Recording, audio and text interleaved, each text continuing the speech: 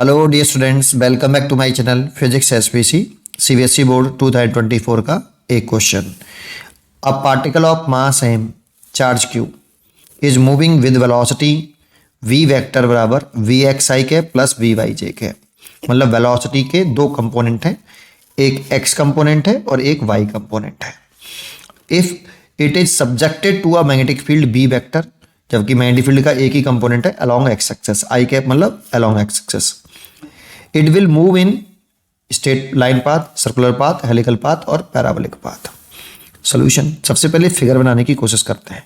तो एक हमारे पास एक मैग्नेटिक फील्ड है, उसकी direction along positive x axis दे रखी है। देखो आई कैप का मतलब पॉजिटिव एक्स एक्सिस। तो एक हम एक मैग्नेटिक फील्ड बना लेते हैं, इस तरीके से बना लिया मैंने,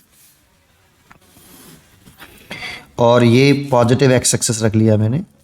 और पॉजिटिव एक्सिस वेक्टर में यूनिट वेक्टर की डायरेक्शन होती है आई कैप, इसीलिए बी वेक्टर जो हो गया इसका जो मैग्नीट्यूड है वो बी नॉट है और ये i cap along positive x direction में हो गया मैग्नेटिक फील्ड। एक चार्ज पार्टिकल है जिसका मास m है, चार्ज q है, मूविंग विद वेलोसिटी।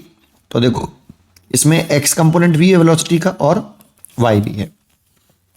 तो एक ये चार्ज पार्टिकल ले लिया, q और मास m है और पॉजिटिव चार्ज पार्टिकल है। यहां से इसकी वेलोसिटी v वेक्टर ऐसे दे दी। तो देखो इसका जो एक x कंपोनेंट है अलोंग एक्स एक्सिस, ये वाला, ये vx है, और जो इसका y कंपोनेंट है ये vy है बेटा, y कंपोनेंट vy।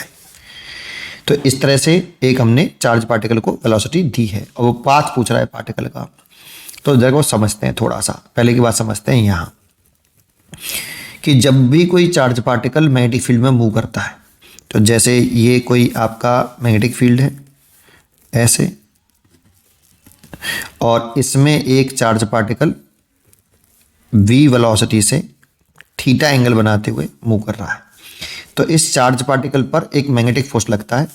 इस मैग्नेटिक फोर्स की वैल्यू अगर वेक्टर फॉर्म में लिखें तो q v क्रॉस v लिखते हैं ऐसे। और इस मैग्नेटिक फोर्स की डायरेक्शन दो तरीके से निकाल सकते हैं। एक तो आप फ्लेमिंग के लेफ्ट हैंड रूल से भी निकालते हो, एक v क्रॉस b की डायरेक्शन से भी निकाल सकते हो। अगर v क्रॉस b की डायरेक्शन निकाल लो, क्रॉस प्रोडक्ट की डायरेक्शन, अगर चार्ज पार्टिकल पॉजिटिव है तो v क्रॉस b की जो डायरेक्शन होगी वही fm की डायरेक्शन होगी, और अगर चार्ज पार्टिकल नेगेटिव है तो v क्रॉस b की जो डायरेक्शन होगी उसके अपोजिट डायरेक्शन होगी fm की।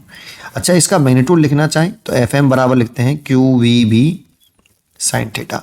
यहाँ पे थीटा वेलोसिटी और मैग्नेटिक फील्ड के बिटवीन एंगल होता है, वेलोसिटी और मैग्नेटिक फील्ड के बीच में। अब इसमें तीन केसेस होते हैं। केस 1, जब थीटा 0 डिग्री हो, that means angle between velocity vector and magnetic field vector ये 0 हो, तो ये 0 डिग्री हो, तो जो मैग्नेटिक फोर्स होगा, सोचो अगर साइन 0 हो तो मैग्नेटिक फोर्स ही 0 हो जाएगा। तो अगर इसमें पार्टिकल का पाथ क्या होगा सोच के बताइए कि अगर ये मैग्नेटिक फील्ड है और ये कोई चार्ज पार्टिकल है और ये ऐसे मूव कर रहा है, तो जब फोर्स ही नहीं लग रहा कोई, तो इसका पाथ स्ट्रेट लाइन होगा बेटा, उसकी डायरेक्शन चेंज करने वाला कोई नहीं है। तो मैग्नेटिक फोर्स 0 हो तो स्ट्रेट डायरेक्शन चेंज नहीं होगी, तो पार्टिकल का पाथ स्ट्रेट लाइन होगा।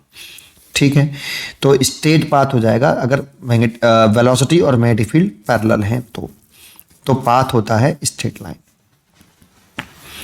ठीक है, ये ध्यान रखिए बेटा। चलिए, और मैग्नेटिक फोर्स 0 है तो मास इनटू एक्सेलरेशन से एक्सेलरेशन 0 होगा और एक्सेलरेशन 0 होगा तो वेलोसिटी कांस्टेंट होगी। चलिए, ये बात तो समझ में आई। दूसरा केस क्या हो सकता है इसमें? दूसरा केस हो सकता है कि वेलोसिटी और मैग्नेटिक फील्ड परपेंडिकुलर हो।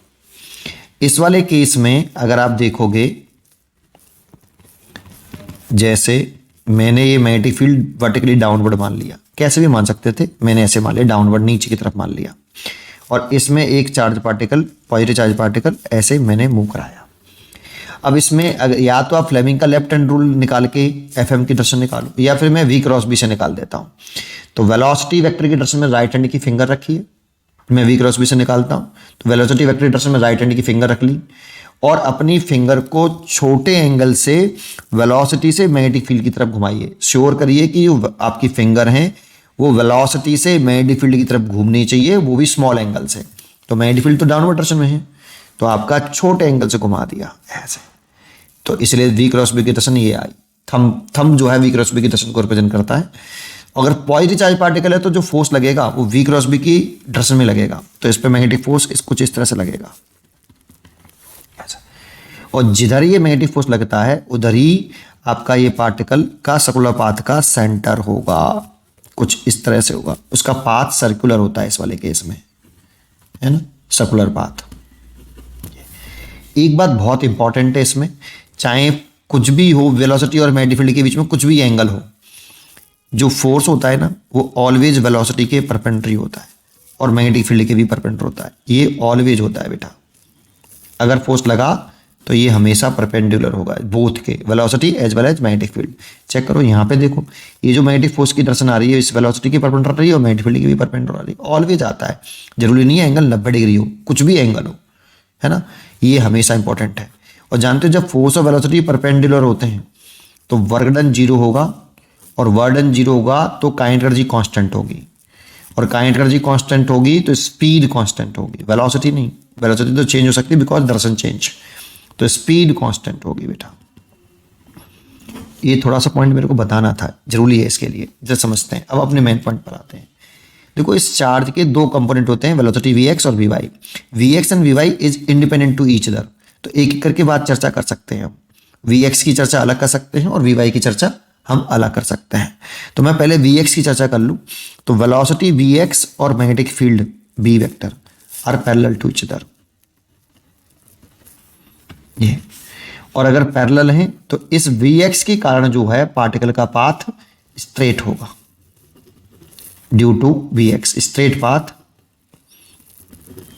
ड्यू टू Vx कहा मैंने, V नहीं कहा, Vx कहा एक। और अगर यहां पे अगर मैं दूसरी चर्चा करूं Vy की, तो ये मैग्नेटिक फील्ड के परपेंडिकुलर है। देखो ये वाला कंपोनेंट इस मैग्नेटिक फील्ड के परपेंडिकुलर है, इसीलिए इस पाथ सर्कुलर हो जाएगा बेटा, circular path due to Vy। तो देखो ये वाला पार्टिकल जो ये वाली जो वेलोसिटी है, ये पार्टिकल को केवल एक ही जगह पर सर्कुलर पाथ में घुमाती रहेगी, ऐसे एक ही जगह पर। और Vx को देखेंगे तो वो पार्टिकल को केवल आगे ले जाएगी। अगर ये दोनों कंपोनेंट मिल जाएं, मिलके रिजल्टेंट बना लें वेलोसिटी V, तो एक पार्टिकल, ये वाला पार्टिकल को आगे बढ़ाएगा और ये वाला पार्टिकल को सर्कुलर पाथ में घुमाएगा, और दोनों मिल गए तो ये दोनों हेलिकल पाथ बना लेंगे। कुछ पार्टिकल इस तरह से चलेगा, देखो ऐसे। लेकिन उसमें एक चीज इंपॉर्टेंट होगी, क्या? उसकी जो पिच है ना वो कांस्टेंट होगी। सर पिच क्या होती है? इसको बोलते हैं हम पिच, हॉरिजॉन्टल डिस्टेंस को। ये हॉरिजॉन्टल डिस्टेंस होती है, ये कांस्टेंट रहने वाली है। सर क्यों? क्योंकि जो पिच है वो ड्यू टू ये आगे जो पार्टिकल बढ़ा है वो ड्यू टू Vx बढ़ा है, और जो ये जो मैग्नेटिक फील्ड है ना वो स्पीड को नहीं बढ़ाता घटाता है बेटा, स्पीड कांस्टेंट रहती है। तो स्पीड अगर कांस्टेंट रहेगी तो जो पार्टिकल आगे की तरफ बढ़ रहा होगा तो ये वाली स्पीड कांस्टेंट होगी बेटा, Vx। वो स्पीड को चेंज नहीं कर सकता बेटा मैग्नेटिक फील्ड, केवल डायरेक्शन चेंज कर सकता है वेलोसिटी की, बट स्पीड में कोई चेंज नहीं लाता मैग्नेटिक फील्ड। इसलिए जो पिच है ये कांस्टेंट होगी। ये भी बहुत बड़ा पॉइंट है ना। इसमें ये चॉइस आ सकती थी कि helical path for constant pitch और helical path with variable pitch. अगर इलेक्ट्रिक फील्ड लग रहा होता तो इलेक्ट्रिक फील्ड क्या करता है कि वो वेलोसिटी को बढ़ा देता है, घटा देता है ना। तो इसीलिए वहाँ पे हेलिकल पाथ की पिच बढ़ भी सकती थी, घट भी सकती थी, वो डिपेंड ऑन सिचुएशन। लेकिन यहाँ पे केवल मैग्नेटिक फील्ड लग रहा है तो वो हेलिकल पाथ का पिच कांस्टेंट होगा। ये वर्ड साथ में रखिए। उम्मीद करता हूँ कि आपको ये क्वेश्चन जरूर समझ में आया होगा। C part is correct.